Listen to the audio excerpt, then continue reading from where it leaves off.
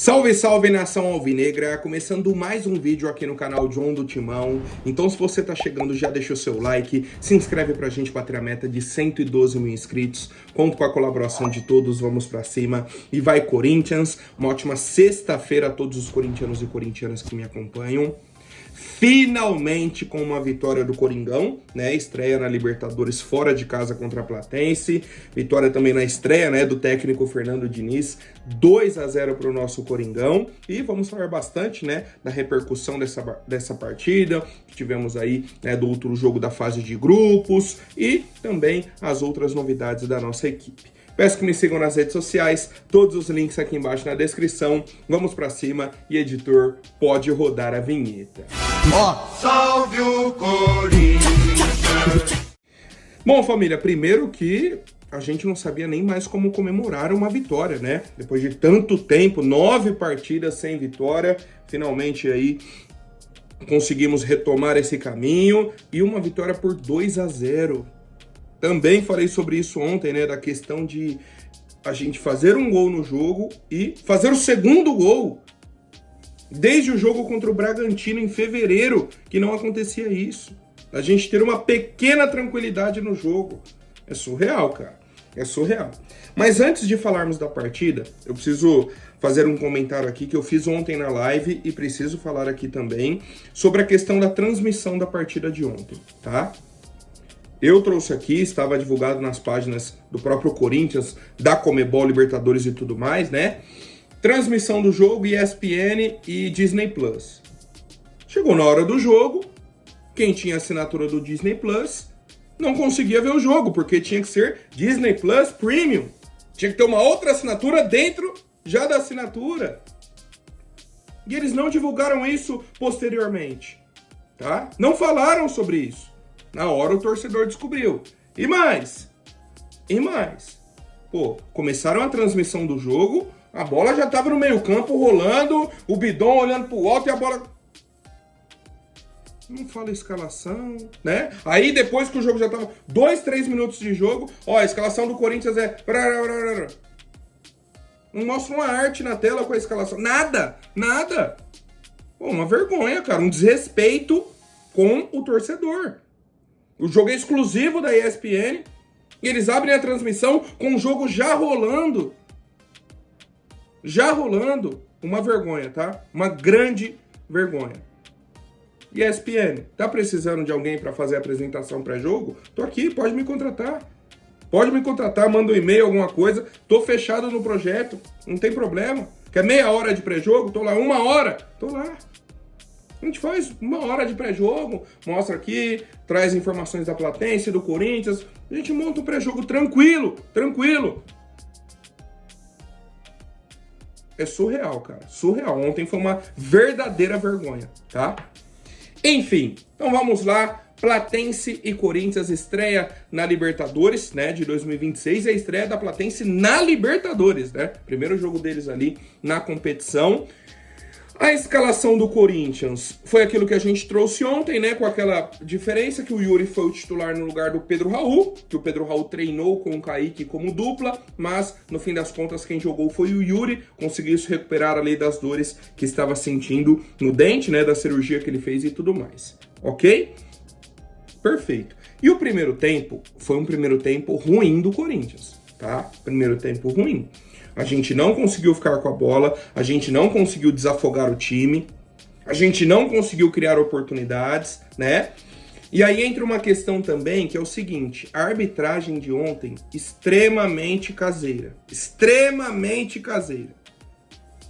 Qualquer lance em cima do Garro ou do Yuri não era falta. Toda hora que vinha um lançamento pro Yuri, ele tentava girar o corpo para correr, o zagueiro puxava, derrubava ele, o árbitro não dava nada. O Garro no meio campo toda hora também. Aquelas pequenas faltas, né? O cara vai dar um puxão aqui, aí o jogador cai, o árbitro, não, deixa seguir. Só que no segundo tempo ele mudou o critério, né? Quando o Corinthians estava na frente no placar, aí qualquer coisa em cima do jogador da Platense virou falta. Então a arbitragem caseira e o Corinthians teve dificuldades, tá? Primeiro tempo foi ruim, as melhores oportunidades foram da Platense, chute de fora do Maineiro E, né, a principal finalização do primeiro tempo, um cabeceio do Lencina. Veio o cruzamento, ele cabeceou no contrapé do Hugo, para baixo, uma bola rápida, e o Hugo fez um milagre.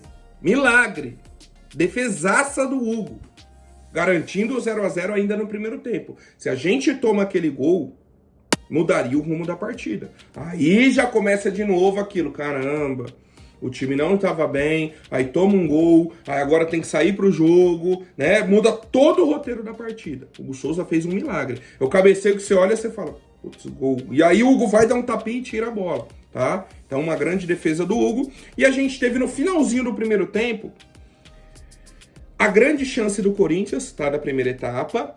E assim, uma demonstração daquilo que seria o caminho pra gente vencer o jogo. Que foi uma bola que sobrou no Rodrigo Garro, ele deu o passe na frente pro Yuri, ele saiu na cara do gol, só que aí ele chutou muito mal, finalizou na mão do goleiro, rasteiro, sem força. Nos acréscimos do primeiro tempo, tá? Na segunda etapa, como que a gente chega ao gol? Mesma coisa. Espaço pro Rodrigo Garro no meio-campo, passe, né? No vazio pro atacante, dessa vez pro Kaique. E um ponto importante, a jogada do primeiro gol do Corinthians, o Yuri limpou a jogada inteira pro Garro. A bola veio, ele dominou, né, sustentou a bola, tava no meio de 3, 4 jogadores da Platense, ele vai dar o passe pro Garro, deixando o Garro livre. Todo mundo foi para pressionar o Yuri, né, uma bola que veio de um tiro de meta, o André cabeceou, veio para pressionar o Yuri, ele limpa a jogada, e aí o Garro tem um espaço, né, o clarão, para dar o passe no Kaique, teve a tranquilidade. A tranquilidade de dominar, olhar o goleiro e cavar. E cavar. Olha lá, Romarinho, né? Em solo argentino, gol do Kaique, 1-0 pro Corinthians. Dali em diante, a gente teve a Platense tentando dar uma resposta, né? Teve outra oportunidade com o Vasquez de cabeça. Então, as melhores oportunidades ali da Platense foram em bolas aéreas, tá? O Hugo Souza fez outra boa defesa. E a gente chega ao 2-0 no mesmo estilo. Uma cobrança de lateral pro Corinthians, o Ranieri dá meio que uma casquinha, a bola sobra ali pro Garro. De novo, Garro com espaço.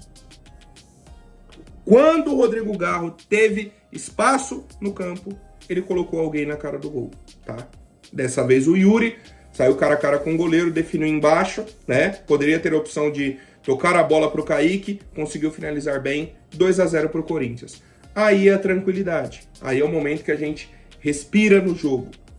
Para mim, nesse momento, já teria feito as substituições.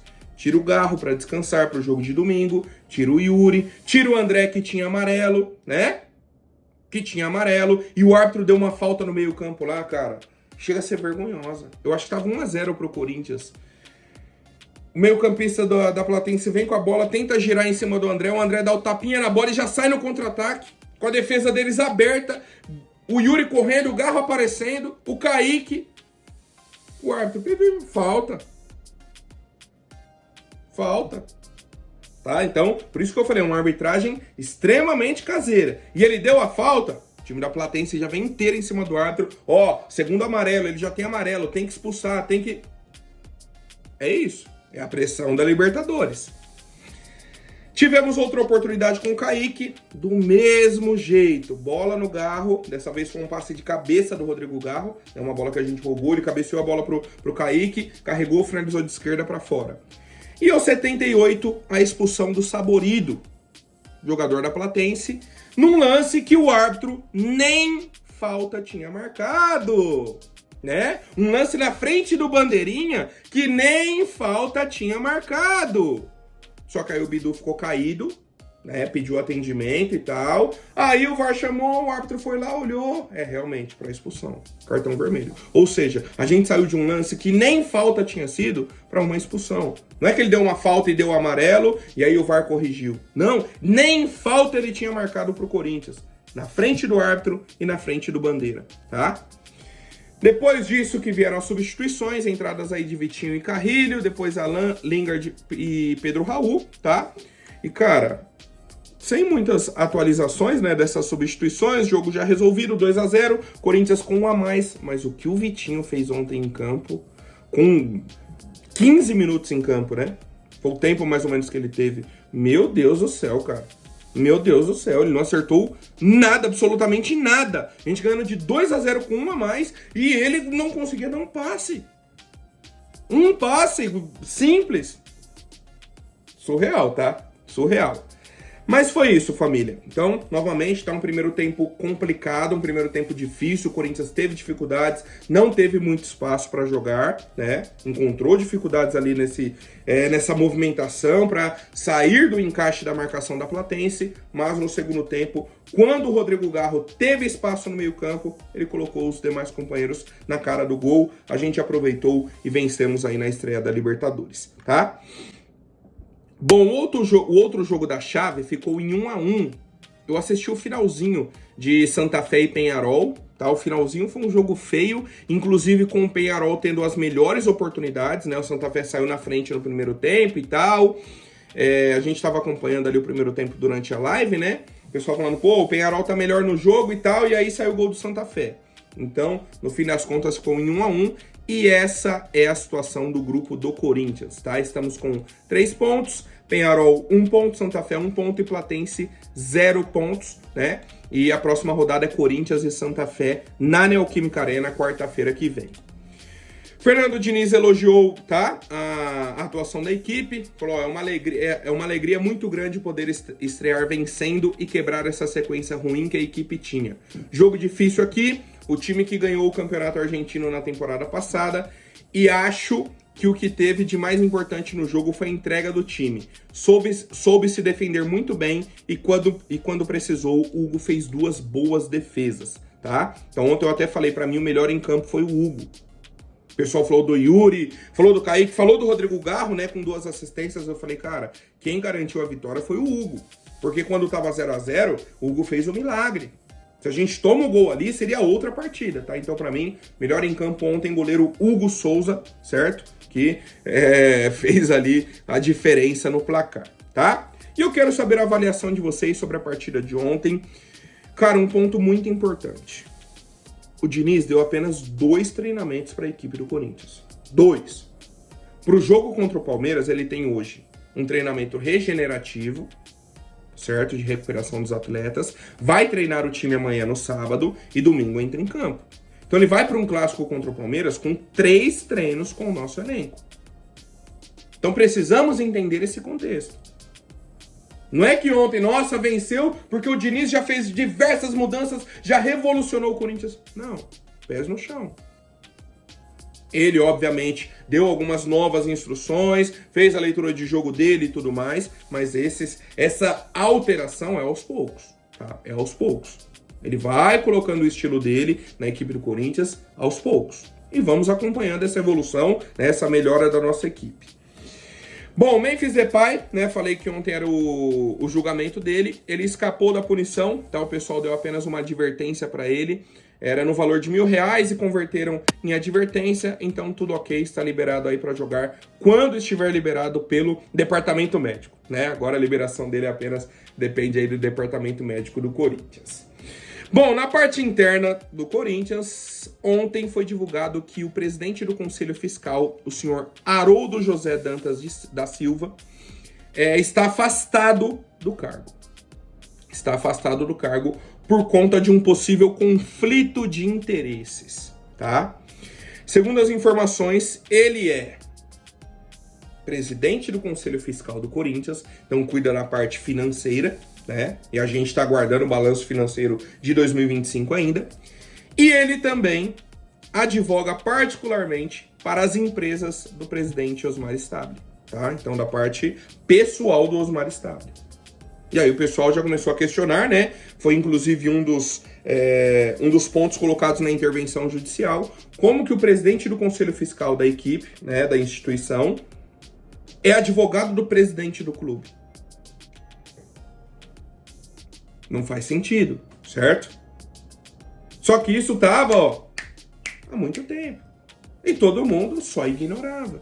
Aí depois que sai no pedido da intervenção judicial, aí alguém no Corinthians olhou e falou, cara, realmente o pessoal percebeu, né, o que tá acontecendo aqui. Aí tomaram uma decisão. Por que não fizeram isso no ano passado? Por que já não fizeram isso quando o Osmar Stabile assumiu o Corinthians? porque as coisas no Corinthians acontecem de uma forma diferente, né? Bom, enfim, situação do Yuri Alberto, cara, informação que saiu hoje, inclusive inicialmente divulgada aí pelo Benjamin Bach, foi confirmada, né, por outros setoristas e tudo mais. A seleção italiana tá vivendo uma enorme crise, né? Uma seleção tetracampeã do mundo, que não vai para uma Copa do Mundo tem 3 edições, né? Em 2014, inclusive, eles saíram na fase de grupos, que era a Copa do Brasil. 2018 não foram, 2022 não foram e agora 2026 não vão também. Então uma dificuldade, eu não lembro nem o último jogo de mata-mata da seleção italiana. Não lembro, tá? De Copa do Mundo, no caso. Eles estão numa crise enorme, tá? Numa crise enorme no país, na questão futebolística e tudo mais, e querem, né, revolucionar, querem mudar o que está acontecendo, porque perceberam que a seleção não está evoluindo. Com isso, surge a possibilidade do atacante Yuri Alberto atuar pela seleção italiana, tá? Visando o ciclo para a Copa do Mundo de 2030. Então ele começaria a ser convocado por agora, para jogar eliminatórias, jogar as competições, pensando no ciclo da Copa de 2030, tá? Uma dúvida que foi questionada e tudo mais. Pô, mas o Yuri já foi convocado para a seleção brasileira. Não tem problema nisso? Nesse caso não, porque ele só foi convocado para amistoso, tá? Ele não jogou nenhuma competição oficial pelo Brasil. Se ele jogar alguma competição oficial, seja eliminatória, Copa do Mundo, Copa América, alguma coisa oficial, aí, pronto. Aí ele não pode mais jogar por outra seleção.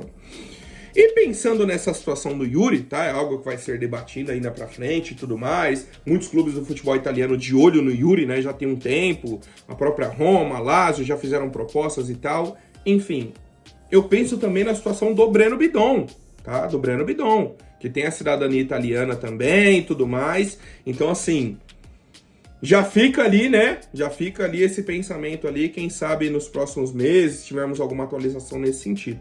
Obviamente, gostaria de ver os dois atuando pela seleção brasileira, principalmente o Breno Bidon, né? Porque é um jogador que eu acho que pode evoluir bastante ali, não só com a camisa do Corinthians, mas com a camisa da seleção, e vamos acompanhando, tá? Bom, e a última novidade, informação do André Hernan e do Bruno Andrade, pessoal da ESPN, hein?